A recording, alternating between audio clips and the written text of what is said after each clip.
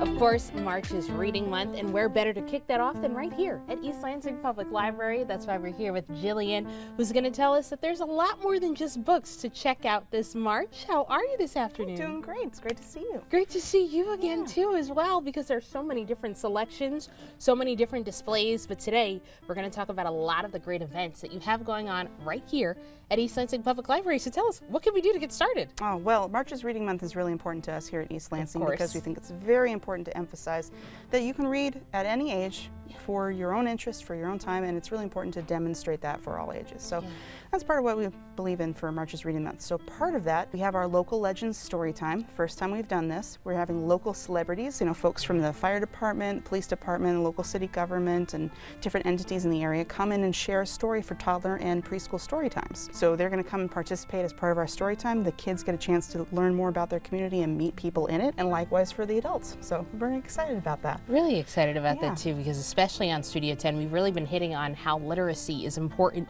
not just for children, but for adults as well. So I love that, especially all the programs that you have here. You guys don't just focus on one age and making sure that it's just children, but you'd be surprised at how often sometimes adults need that extra help.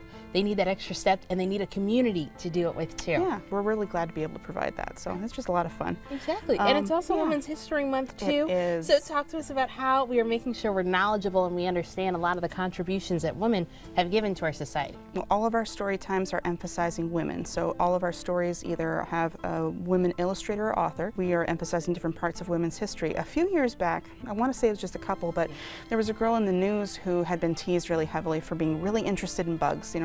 It was cool at her school to be in kindergarten and interested in bugs, but not as a fourth grader.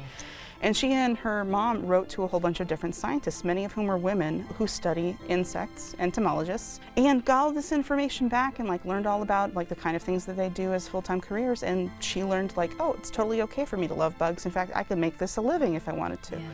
And so we're reading stories like that, biographies of famous women like Amelia Earhart, Marian Anderson, and all kinds of different folks. So there's so many good resources when we just want to tell people. So. Yeah, a lot of really great stories too. Sometimes it's that thing that you were teased about when you were a child ends up being that thing that propels you into your career and into your future after. Exactly. Yeah, that's awesome.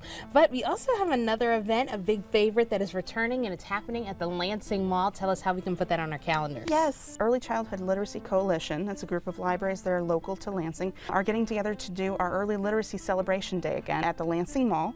That's going to be March 16th. We are very excited about it. We're going to have costumed characters. I believe Frog and Toad are going to be part of it, but I can't guarantee for all the other ones because I get surprised every year. Pretty sure Pete the Cat, though. So we're going to have costume characters walking around. Lisa Wheeler, an author and illustrator, is going to be there sharing some of her stories, and children's musician Leonardo is going to be back again this year, and we're very excited about it. Even better, the books come off the shelves and they come to life on top of that Frog and Toad. I remember that book too. Love them.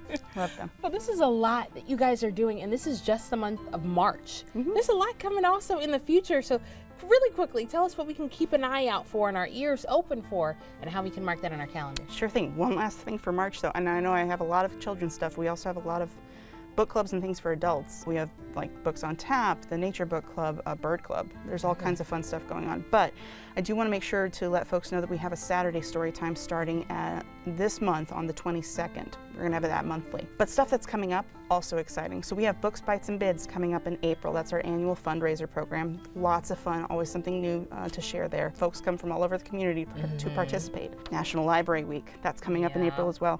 But of course, we also want folks to save the date and keep in mind that our summer reading program starts June 6th this year. We're very excited, so keep it in mind. It's going to be really fun. Exactly, and it's not just for children too as well. It's for people of all ages. All ages, teens, adults, children, babies even. If you are reading aloud to a child, that counts. That's awesome. Well, thank you so much, Jillian, for just walking us through so many different chapters that we have that we'll be able to start and open throughout the year.